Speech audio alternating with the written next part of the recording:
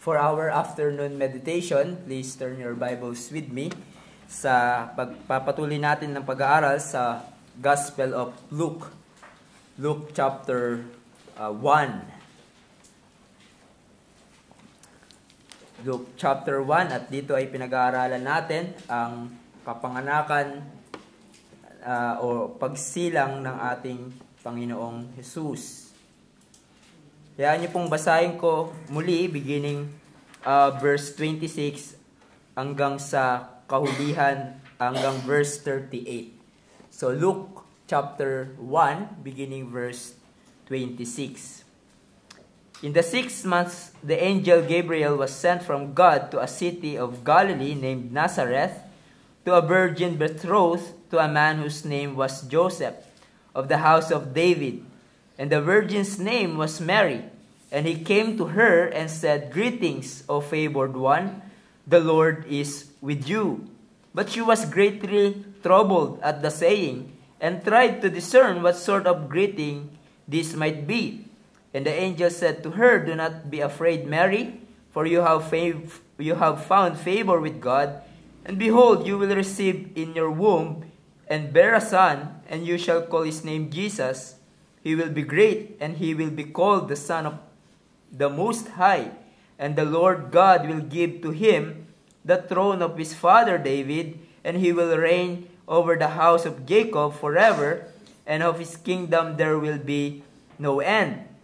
Verse 34, And Mary said to the angel, "How will this be, since I am a virgin?" And the angel answered her, "The Holy Spirit will come upon you, and the power of the Most High will overshadow you. Therefore the child to be born will be called Holy, the Son of God. And behold, your relative Elizabeth, in her old age, has also conceived a son. And this is the 6th month with her, who was called barren. For nothing will be impossible with God." And Mary said, "Behold, I am the servant of the Lord. Let it be to me according to your word." And the angel departed from her. Ang focus ng ating pag-aaral would be verse 34 to 38. Tayo po ay manalangin at tumingi ng tulong sa Diyos. O aming dakilang Diyos, nagpapasalamat po kami sa mga tulong na ipinagkaloob niyo po sa amin kanina, sa mga biyaya na aming natanggap spiritually at ganoon din physically, sa mga kapaingahan ng aming kaluluwa. Tulungan niyo po kami patuloy sa aming pagsisiyasat ng inyong mga salita. Gabayan niyo po ang aming isip, ang aming pangangatawan, Panginoon, ay palakasin niyo. Dahil marahil merong mga bagay na sumasagabal sa amin upang hindi kami makapag-focus sa aming hangarin na mapakinggan ang inyong salita. Meron kaming mga physical na limitations. And Lord, we pray that you would grant us the fresh grace that we need in order for us to really ready, Panginoon, to receive your word. Guide your servant, your preacher of your word. Panginoon, we pray that ilayo niyo po siya sa anumang kamalian, bagkos ituro niyo po sa amin ang katotohanan. Maging sa kanyang kahinaan, O Lord, ikaw ang maging kalakasan niya. Sa pangalan ni Jesus. Amen. We know that almost around the world ay ang mga tao ay nag-celebrate ng tinatawag na Kapaskuhan o Christmas, which originally ito ay celebration of the birth of Christ. But alam natin sa ating panahon ay nawawala na talaga ang tunay na essence ng Christmas. Ito ay napapalitan ng materialism at pangsariling kasiyahan. Nagagalak ang mga tao sa season na ito hindi dahil naalala nila na merong Diyos na nagkatawang tao upang magligtas ng mga makasalanan. And Christmas is confused with materialism. It is confused with Santa Claus, and even confused with the red-nosed reindeer. It is even confused with giving of gifts at marami pang iba. na natatabunan ang tunay na mensahe ng Kapaskuhan. Now, tulad ng aking sinasabi, I want to take this opportunity sa season na ito na ituro sa inyo ang mga pangyayari at dakilang katotohanan patungkol sa kapanganakan ni Jesus, the birth of Jesus. And last week ay sinimulan nating tignan at ang nilathala ni Luke patungkol sa pangakong isisilang na Panginoon at tagapagligtas ng mga makasalanan sa pamamagitan ni Mary, at ito ay walang iba kundi ang ating Panginoong Jesus. In verses 26 to 33 ay nakita natin yung pronouncement ni Angel Gabriel kay Mary patungkol sa isisilang niyang tagapagligtas, the miraculous conception of Mary. And we are first introduced kung sino si Mary and Joseph at ang kanilang sitwasyon, ang kanilang relationship sa bawat isa. Then the declaration of Angel Gabriel to Mary, and then followed by the description of the Son to be born. Now, sa ating pong pagpapatuloy ng pag-aaral natin dito, specifically verse 34 to 38, we will now consider yung naging tanong ni Mary sa pronouncement na kanyang natanggap na siya ay mabubuntis at magsisilang ng isang lalaki na siyang magiging Savior of mankind. And we will look at how she responded to it. And so there are two headings I want us to consider. First, the question of Mary answered, and lastly, the submission of Mary displayed. But the big chunk ng aking preaching would be on the first heading, the question of Mary answered. So let's look first yung naging tanong ni Mary. Looking back sa pronouncement ni Gabriel patungkol sa ipagbubuntis ni Mary na isang lalaki na si Jesus, who will be great and will be called Son of the Most High, and God will give him the throne of his father David, and he will reign over the house of Jacob forever. Ang tanong ni Maria, she said, "How will this be, since I am a virgin?" Yung substance ng tanong dito ni Mary ay hindi siya nagdududa. In fact, she was believing to what Angel Gabriel said. Now, contrary sa kay Zechariah, which we were told in Luke 1:18 to 20, na ang naging tugon niya sa pagdadalang tao ng kanyang asawa na si Elizabeth, no, nung sinabi ng Panginoon na miraculously din magkakaroon sila ng anak, Zechariah responded with unbelief.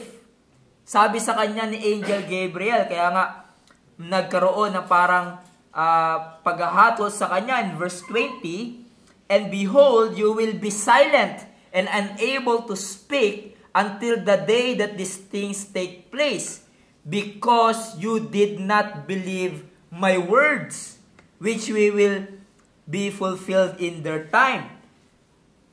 Si Mary, on the other hand, ay hindi guilty ng kawalan ng pagtitiwala sa message ni Gabriel. Sabi ni Hendrickson, isang commentary, it will be recalled that when Gabriel had told Zechariah that the latter's wife, Elizabeth, would have a son, and priest had answered, "How can I be sure of this?"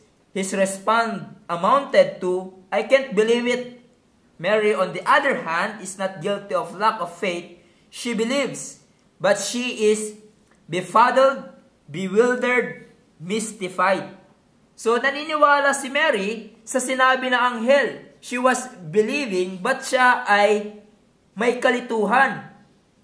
Bakit? Dahil katulad ng sinabi niya, di ba, how will this be, since I am a virgin? At napag-aralan natin yung pagkagamit ng salitang virgin dito, here it means hindi pa siya nag-e-engage sa anumang sexual intercourse sa kanyang husband that time na si Joseph. So tama yung pagkakaunawa ni Mary sa sinabi ng angel at pinagtitiwalaan niya ito na siya ay mabubuntis, pero ang tanong niya, how was this possible? Dahil during sa panahon nila, wala kang maririnig na nabuntis ng walang pagsasama sa asawang lalaki. Remember that Mary was betrothed to Joseph. Hindi sila nagsasama sa isang bahay at rarely sila magkita. Paano siya mabubuntis? One writer says, pagdating sa tanong ni Mary, how can this be since I am a virgin? Indicates the concept of a pregnant virgin was utterly inconceivable to her. An impossibility, a contradiction in terms like married bachelor or a square circle. Parang nalilito siya, no? Sa ganong bagay, parang square circle, it's impossible. But that leads us to the answer of Gabriel to her. It says, sa verse 35, and the angel answered her, the Holy Spirit will come upon you, and the power of the Most High will overshadow you. Therefore, the child to be born will be called Holy Son of God. So first of all, ang sagot ni Gabriel is that ang pagbubuntis ni Mary ay miraculous. What clearly said here ay the conception of Mary is miraculous. Magbubuntis si Mary without any sexual union with her husband. So very clearly in this passage na walang mangyayaring sexual union para mabuntis si Mary. Now, bakit importante to point that out? Dahil some unbelieving scholars said sa portion na ito na hinango nila sa pagan myths. Sinasabi nila na nagkaroon daw ng sexual relation ang Diyos at si Mary, kaya siya nabuntis. Perhaps some of you knew at nakabasa na kayo ng mga ganyang mythical story, mga especially Greek mythologies na nagmamahala ng isang Diyos-Diyosan at ang isang tao, 'di ba? Nagkaroon sila ng anak at yung anak nila ay nagkaroon ng superpowers. But that's not true. Hindi ganyan ang nangyari kay Mary. Ito ay mga kathang-isip lamang. But also, very careful si Luke dito kasi hindi rin binigay ni Luke ang detalye kung paano mabubuo si Jesus sa sinapupunan ni Mary. It leaves us to a mystery. But we can see ito ay miraculous conception of Mary. Also, we can see here that the conception of Mary is through the power of the Holy Spirit. It says, the Holy Spirit will come upon you, and the power of the Most High will overshadow you. So dito ay pinagdidiinan na ang pagbubuntis ni Mary ay work of God, to be specific, by the power of the Holy Spirit, the third person of the Trinity. God worked miracle sa buhay ni Mary at He can do that. Now, we are told in our Confession of Faith, chapter 5, paragraph 3 of Divine Providence, sabi doon, God in His ordinary providence maketh use of the means, yet is free to work without, above, and against them at His pleasure. Now, sa case ni Elizabeth and Zechariah, God worked in their lives, masasabi natin, above the means. Dahil pareho na silang matanda, di ba? Barren pa si Elizabeth, pero kumilos ang Diyos para sila ay magkaanak. That's above the means. But in the case of Mary, is without the means. Walang anumang ibang kaparaanan ang involved para mabuntis si Mary. It is just by the power of the Holy Spirit. Now, there's a parallelism here, tulad ng sinabi ni Hendrickson, synonymous parallelism, so that the Holy Spirit is paired with the power of the Most High, and yung word na will come upon you, ay paired with will overshadow you. Now, ang emphasis dito is that it is the work of God sa buhay ni Mary. And the point is this, that the Holy Spirit Himself will bring about this miracle in Mary's womb by exerting His divine power. Now that leads us to the result of God's work in Mary's conception. Ano yung naging resulta? Ang resulta or the product is the divine person will be born. It says, therefore, the child to be born will be called Holy, the Son of God. Now, hindi sinabi dito na magiging divine pa lang siya o magiging Diyos pa lang siya. Rather, He will be acknowledged, He will be called Holy, the Son of God. Ang ganda ng kinanta natin kanina. Sinabi doon, Jesus, the Lord, at thy birth. Jesus, the Lord, at thy birth. Think of John 1:1 and verse 14 says, in the beginning was the Word, and the Word was with God, and the Word was God.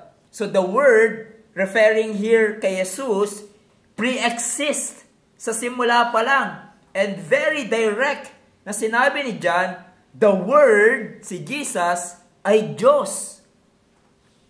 But then sinabi sa verse 14 na yung Word, yung Diyos, became flesh and dwelt among us. And we have seen His glory, the glory as the one only Son from Father, full of grace and truth.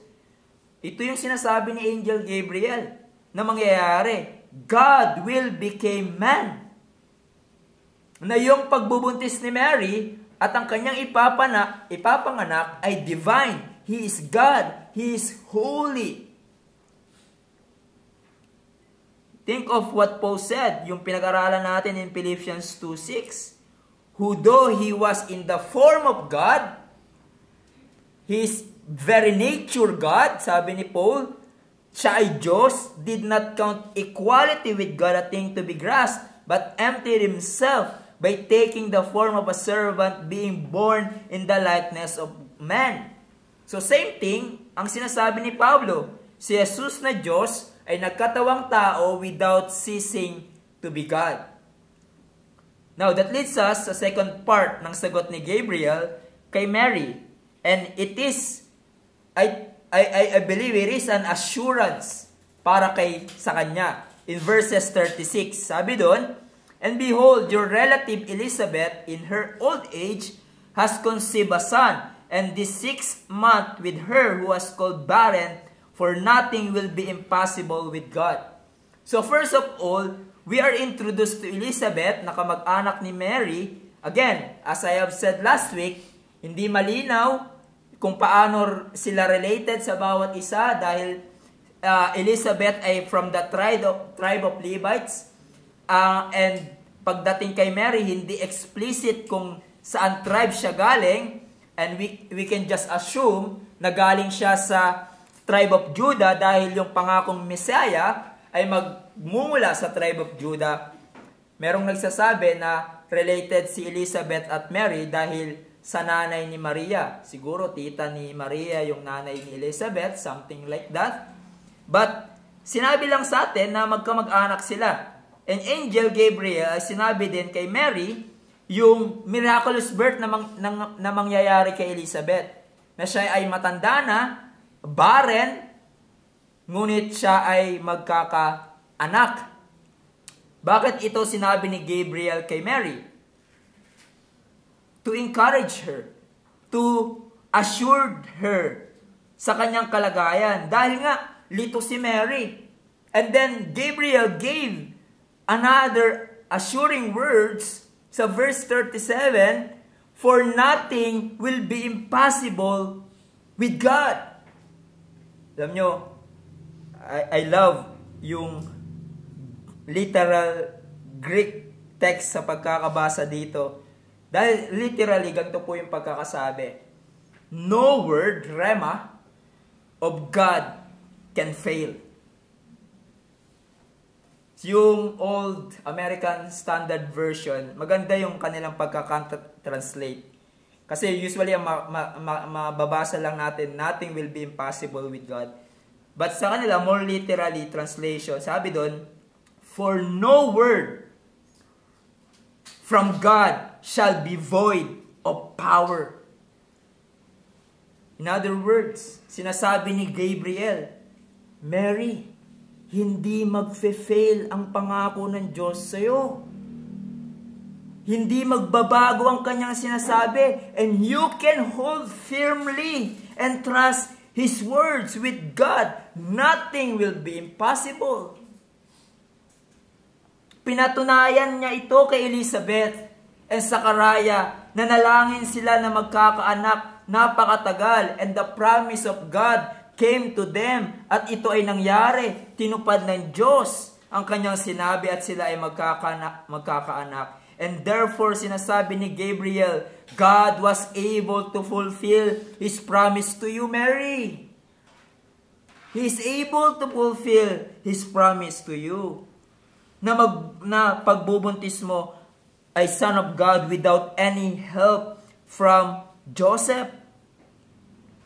Now, before we move on sa ating next heading, I want to highlight yung doctrine na tinuturo dito, yung pagkakatawang tao ni Jesus and the doctrine of the virgin birth. Dahil this passage na ating pinag-aaralan ay isa sa malinaw na hinahayag ang patungkol sa virgin birth at pagkakatawang tao ni Jesus. Though si Mary ay makasalanan, kinakailangan niya din ang kaligtasan through Christ. In miraculous way, si Mary conceived and gave birth to the Son of God and Savior of the world.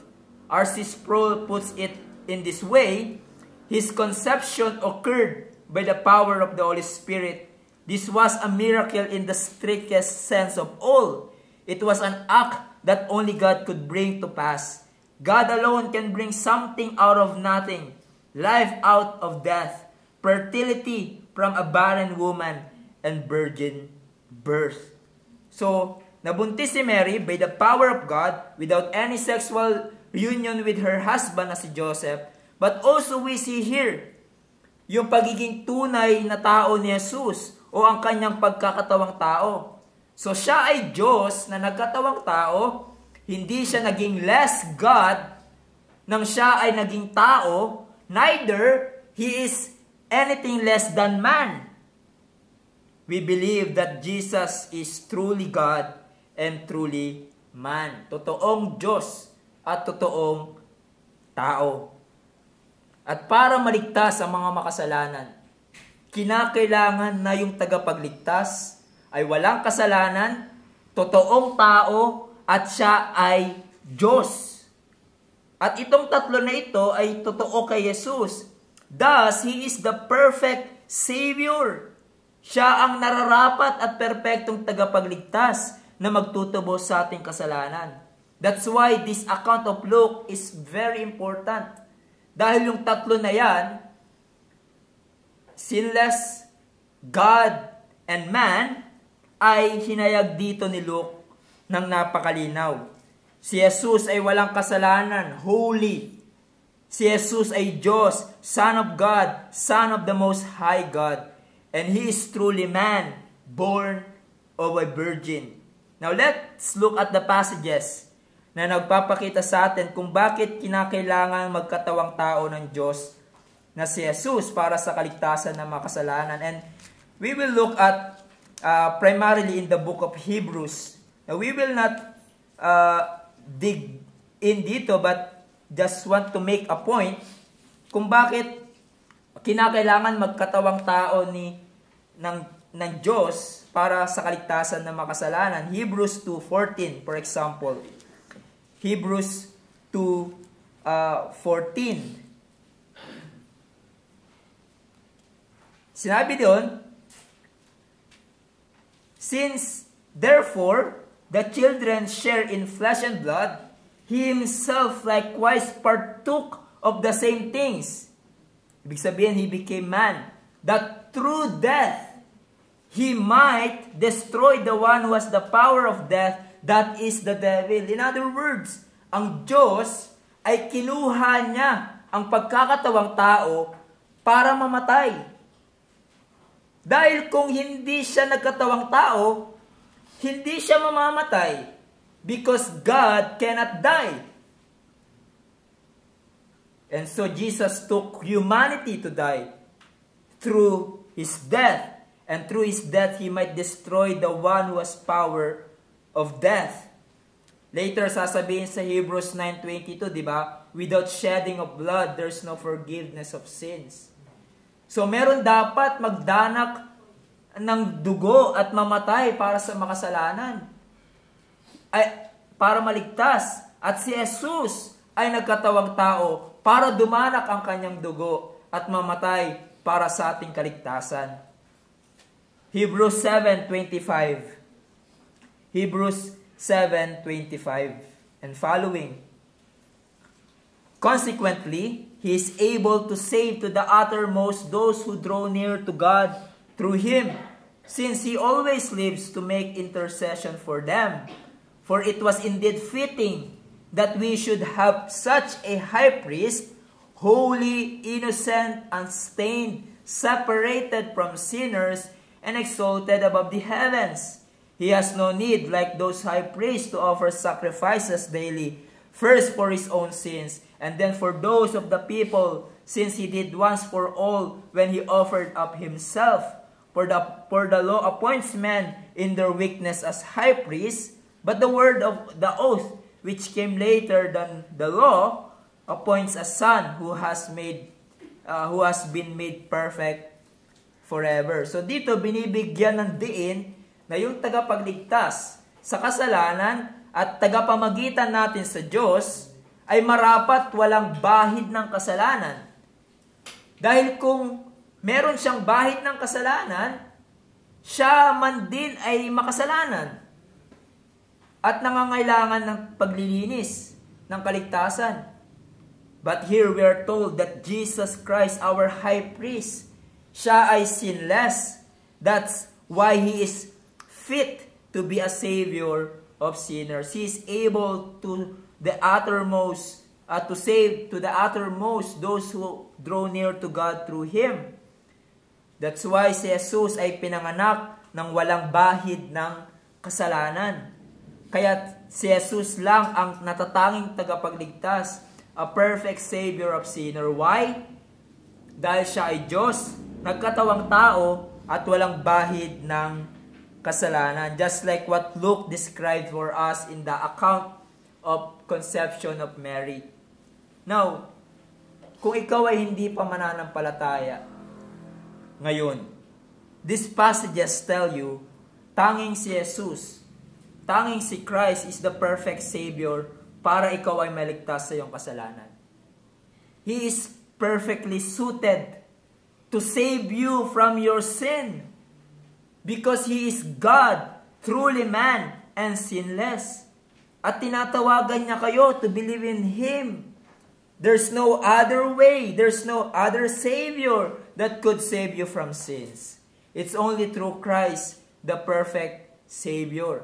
At kung hindi itong Kristo ang pinaniniwalaan mo, di ba, tulad ng paniniwala ng iba na tao lamang si Jesus, sugo lamang si Jesus at hindi talaga tunay na Diyos, if that kind of Christ ang pinaniniwalaan mo, walang kaligtasan dyan. Believe what the Bible said about Jesus at ilagay mo ang iyong buong pagtitiwala sa Kanya. Now that leads us to our last heading. And it is the brief, the submission of Mary displayed.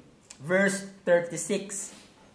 And Mary said, Behold, I am the servant of the Lord. Let it be to me according to your word. Remember, yung mensahe ng Diyos kay Mary ay mas mabigat kaysa kay Elizabeth and Zechariah. Miracle pa din yung nangyari kay Elizabeth at Zechariah dahil matanda na sila, barren pa si Elizabeth, pero magkakaanak pa din. Just like in the case of Sarah and Abraham, kay Isaac, right? But unique yung pagbubuntis ni Mary kay Jesus. Dahil wala itong assistance ng kanyang asawang lalaki na si Joseph. Kaya nga nagkaroon siya ng kalituan. But also, ang mas mabigat pa dito, yung magiging kalagayan niya ay mahirap.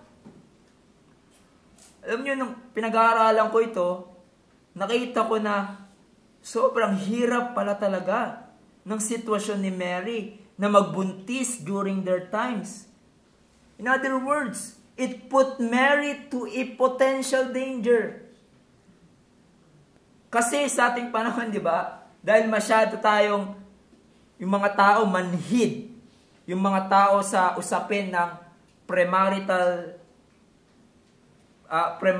pregnancy o nabuntis bago ikasal, parang normal na lang sa ibang tao. Sasabihin pa ng iba, uso naman yan ngayon. Diba? Tignan mo yung mga artista, mga vlogger. But sa panahon ni Mary, mabuntis ka ng betrothed?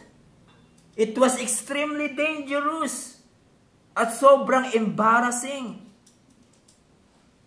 John MacArthur makes an excellent point. Sabi niya, Mary was in extremely embarrassing and difficult position. Betrothed to Joseph, she faced the stigma of unwed motherhood. Joseph would obviously have known that the child was not his. She knew she would be accused of adultery, an offense punishable by stoning. Hindi lang maaaring lumubog ka sa kahihiyan buong buhay mo dahil nabuntis ka during betrothal period, but pwede mo yung ikamatay. Ina-accuse ka na mangangalun niya and she would be stoned to death. And yes, ano yung naging tugon ni Mary? Sinabi niya, I am willing to submit to what God said. I believe His words. I will trust Him. Kahit na magiging mahirap ang aking sitwasyon, she willingly and graciously submitted to the will of God. Kaya sinabi niya, behold, I am the servant. It is the female form of a slave. I am a slave of the Lord. Let it be to me according to your word. What a display of faith, is it not? Mary is saying, whatever God has for me, I will accept it. I will obey it. Now, what practical application we can draw from this? From the question of Mary being answered and the submission of Mary, first of all, para sa atin mga mananampalataya, believe what God says. Paniwalaan mo ang sinasabi ng Diyos na ngayon ay makikita natin, makikita natin, mababasa natin na nakasulat sa ating mga Biblia. Yan din ang makikita natin ginawa ni Mary. Pinagtiwalaan niya ang mensahe ng Diyos sa kanya kahit na parang it is impossible humanly speaking. Ngunit dahil ito ay sinabi ng Diyos, she believed it. Walang pag-aalinlangan, walang pero-pero, walang excuses.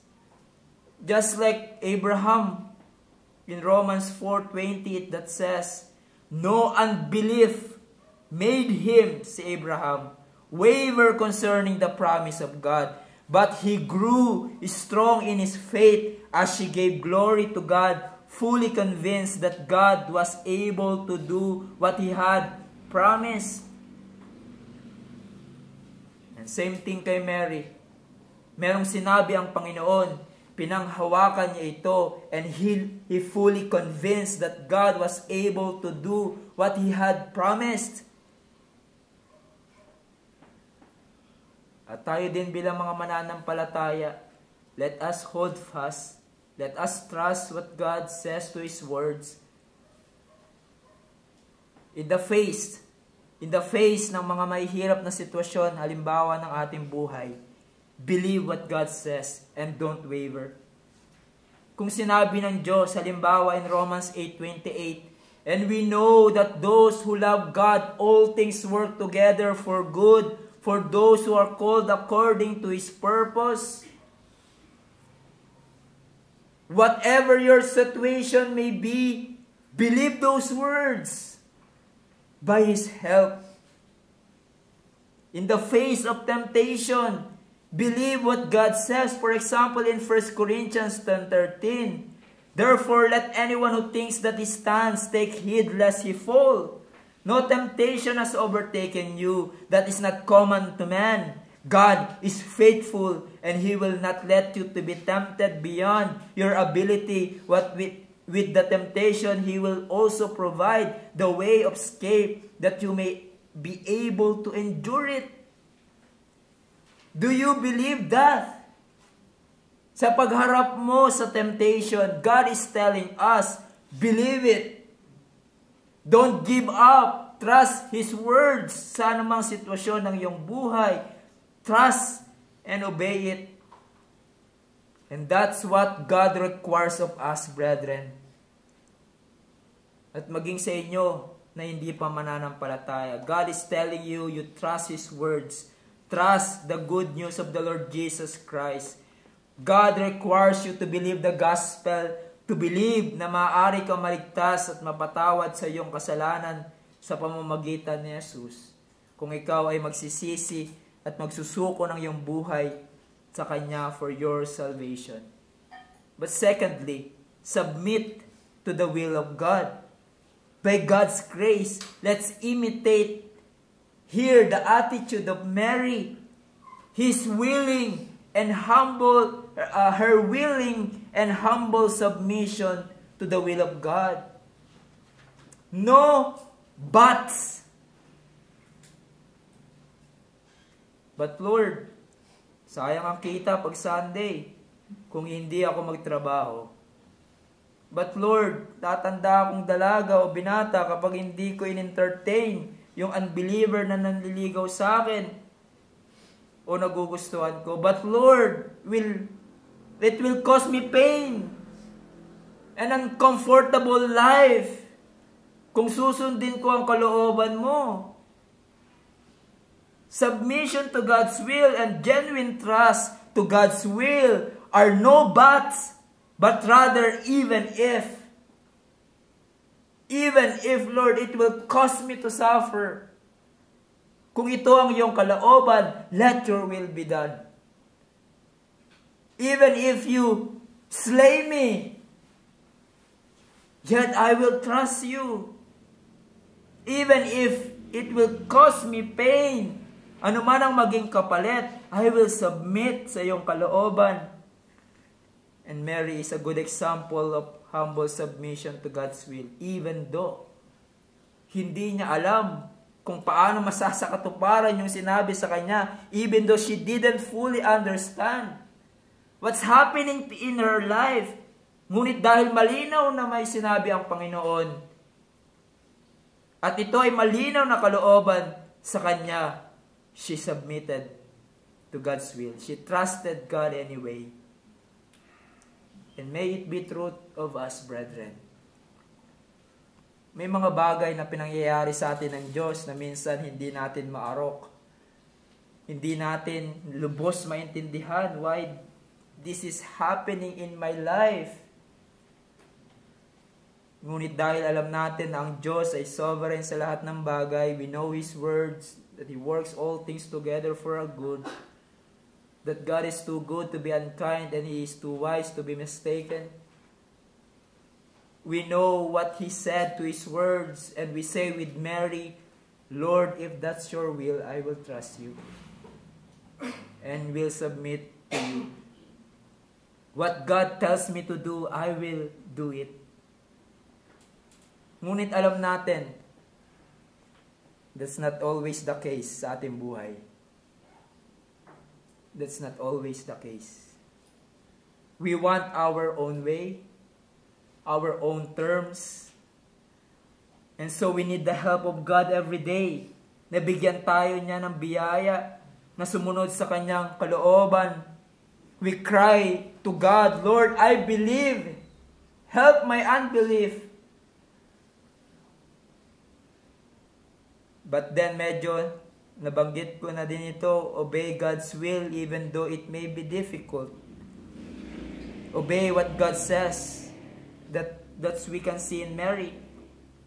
Hindi lang siya nanampalataya sa sinabi ng Diyos at nagpasakop sa kalooban ng Diyos, but she obeyed. Even though mahirap ang kanyang pagdadaanan and crowded with mystery ang kanyang isip, but because God said it, she obeyed. Blessed are those who hear the word of God and obey it. Now, dahil sa labi ng ating kasalanan, bilang mga mananampalataya, may mga kalooban ng Diyos na parang hirap tanggapin or nag-i-struggle tayong sundin dahil it may cost our life, it may cost our time, our resources, it costs something in us. Simple na lamang, halimbawa, kayong may mga asawa, sinasabi ng Bible, love your wife. But sometimes nag-struggle kayo dyan. And it takes much effort para mahalin mo ang asawa mo katulad ng pagmamahal ni Jesus sa kanyang iglesia. May mga bagay na kailangan mong tanggalin na nakagawian mo para mapamalas ang iyong pagmamahal sa iyong asawa. Gayon din sa inyo mga asawang babae. Ang kalooban ng Diyos, submit to your husband. And it takes also an effort to do that.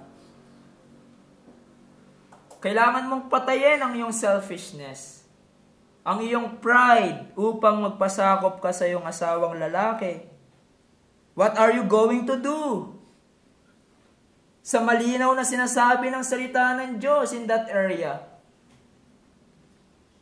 God requires of you, obey it, ano man ang maging kapalit.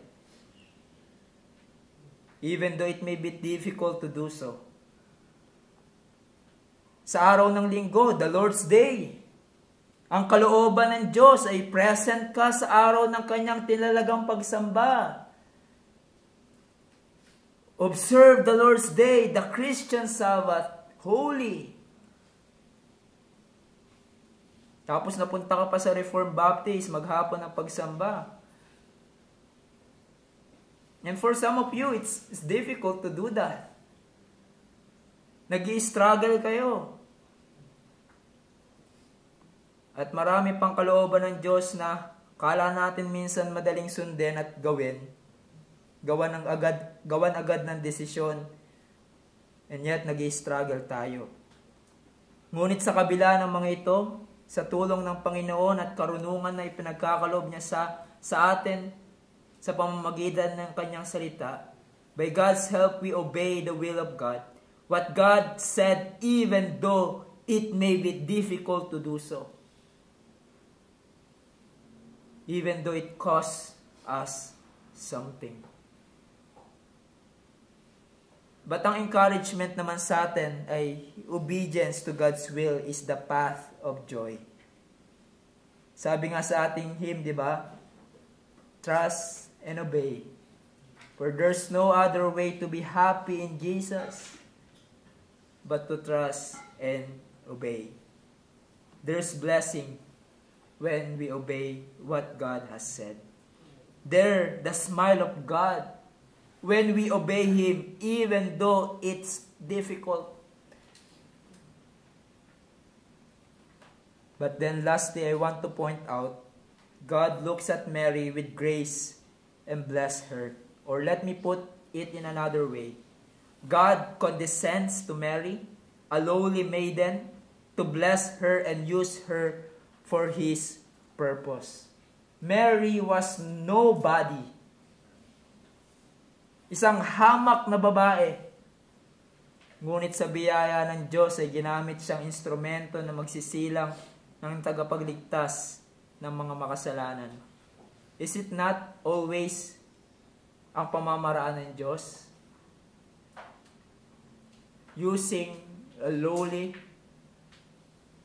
man and woman, despised by the world, in 1 Corinthians 1:27, but God chose what is foolish in the world to shame the wise. God chose what is weak in the world to shame the strong. God chose what is lowly and despised in the world, even things that are not, to bring to nothing things that are, so that no human being might boast in the presence of God. Kung iniisip mong ordinaryo ka lamang, wala kang yamang maipagmamalaki, wala kang katanyagan, you are nobody, the good news is maaari kang candidate ng Diyos para gamitin niya for His glory. And I think ang pangyayaring ito kay Mary is a picture of God's salvation for sinners. God stoops down, inabot tayo ng Diyos, mga sinners, para pagkalooban ng biyaya in Christ Jesus.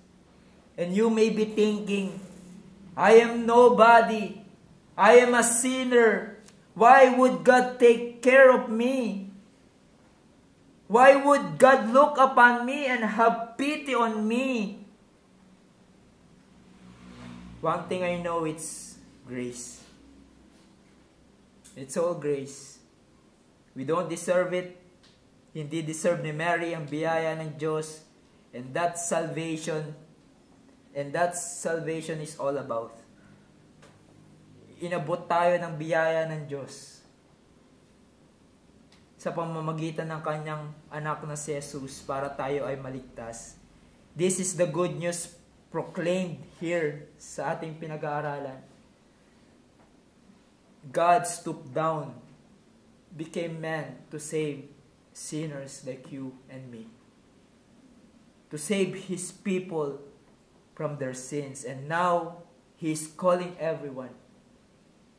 He is calling you to believe in Christ, that you may be saved. Tayo ay manalangin. O aming Panginoon Diyos, first of all, we wonder sa glory na ipinakita dito sa amin of the incarnation of our Lord Jesus Christ, who stooped down sa aming kalagayan at inabot kami sa aming kalagayan bilang mga makasalanan. We deserve nothing but your wrath. We deserve nothing but hell. And yet, God, you sent your Son, only begotten Son, became man, died on the cross to save us. And we are thankful for all of that. And we are also reminded, O God, of the display of faith ni Mary. And may it be true of us, Father, that we are so willing, kung ano man ang inyong kalooban sa amin, that we are so willing to accept it and to obey what you have said. Help us, Father, because we know this is one of the areas ng Christian life na hinaharap namin araw-araw at madalas din kami nag-i-struggle to obey your will or not to obey it. And may it be, Lord, like Mary, that in those situations, by your help, we are able to display our trust in you.